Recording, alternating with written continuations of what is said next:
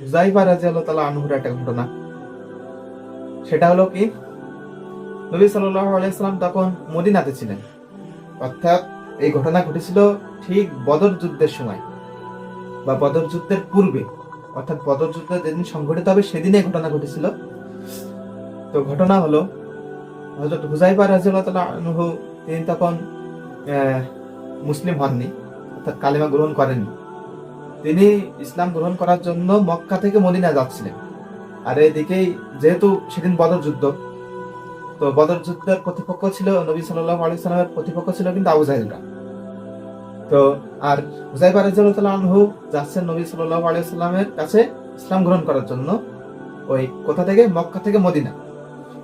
আর অন্য পথে আবার সে তখনই যাচ্ছেন আবু জাহেল, ইসলামের যে দুশমন আবু জাহেল, সেও যাচ্ছে মদিনায়, কিন্তু সে ইসলাম গ্রহণ করার জন্য না, সে যাচ্ছে নবী সাল্লাল্লাহু আলাইহি ওয়াসাল্লামের পক্ষে যুদ্ধ করার জন্য। এখন হুযায়ফা রাদিয়াল্লাহু তাআলা আনহুর সাথে দেখা হয়েছে। দেখা হলে আবু জাহেল বলছে, তুমি কোথায় যাচ্ছ? তো হুযায়ফা রাদিয়াল্লাহু তাআলা আনহু বলছে, আমি মুহাম্মদ সাল্লাল্লাহু আলাইহি ওয়াসাল্লামের কাছে ইসলাম গ্রহণ করার জন্য যাচ্ছি। তো বলছে, আমি তোমাকে যেতে দিব না, আমি তোমাকে এখানে হত্যা করবো। কে বলছে? আবু জাহেল বলছে। আবু জাহেল বলছে, আমি তোমাকে যেতে দেব না, আমি তোমাকে এখানেই হত্যা করে ফেলবো। তো হুযায়ফা রাদিয়াল্লাহু তাআলা আনহু বলছে, কেন? তো সে বলছে, তুমি যদি এখন মুহাম্মদের কাছে যাও, সাল্লাল্লাহু আলাইহি ওয়াসাল্লাম তার কাছে যাও, তাহলে তুমি এখনই যাবা, তারপর পরে আমাদের সাথে যুদ্ধ শুরু করবে। তো দল ভারী করে তো কোনো তো লাভ নাই। হুযায়ফা রাদিয়াল্লাহু তাআলার সাথে আরো কয়েকজন ছিল। তো আবু জাহেল তাদেরকে বলছে যে, আমরা তোমাদেরকে হত্যা করে ফেললাম। হুযায়ফা রাদিয়াল্লাহু তাআলা আনহু বলছে যে, দেখেন, আমরা যুদ্ধ করার জন্য যাচ্ছি না, আমরা যাচ্ছি ইসলাম গ্রহণ করার জন্য। এখন আবু জাহেল বলছে যে, তোমরা কি সত্যিই ইসলাম গ্রহণ করার জন্য যাচ্ছ, বা মুহাম্মদ সাল্লাল্লাহু আলাইহি ওয়াসাল্লামের কাছে, মুহাম্মদ সাল্লাল্লাহু আলাইহি ওয়াসাল্লামের সাথে দেখা করতে যাচ্ছ? তো বলছে, হ্যাঁ, আমি দেখা করতে যাচ্ছি। তো বলছে, তাহলে আমাদের কাছে ওয়াদা দাও, বা আমার কাছে, আবু জাহেল বলছে, তাহলে আমার কাছে ওয়াদা দাও যে তোমরা শুধু মুহাম্মদ সাল্লাল্লাহু আলাইহি ওয়াসাল্লামের সাথে দেখাই তা করবা, যুদ্ধে তোমরা অংশগ্রহণ করতে পারবা। তো হুযায়ফা রাদিয়াল্লাহু তাআলা আনহু বলছে, আচ্ছা ঠিক আছে, আমরা ওয়াদা করলাম যে আমরা শুধু দেখাই করব, যুদ্ধে অংশগ্রহণ করব না। তো এই ওয়াদা করে যে যার পথে চলে গেলেন।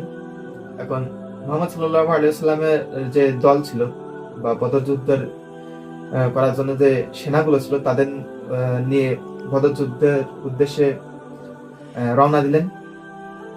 সে এমন সময় ওই পথের মাঝেই হুযায়ফা রাদিয়াল্লাহু তাআলা আনহুর সাথে দেখা, মুহাম্মদ সাল্লাল্লাহু আলাইহি ওয়াসাল্লামের হুযায়ফা রাদিয়াল্লাহু তাআলা আনহুর সাথে দেখা। তো হুযায়ফা রাদিয়াল্লাহু তাআলা আনহু সম্পূর্ণ ঘটনাটি বলল যে, এরকম এরকম ব্যাপার, আবু জাহেলের সাথে দেখা হলো, আমরা ওয়াদা দিয়েছি যে এরকম এরকম, তো এখন আমরা কি করব?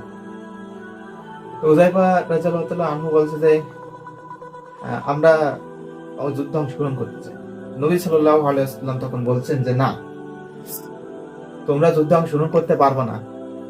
এর একটাই কারণ, ওই যে তোমরা আবু জাহেলের কাছে ওয়াদা করে আসছো, তোমরা কখনো বদর যুদ্ধে অংশগ্রহণ করতে পারবে না, আমার সাথে যা দেখা করো।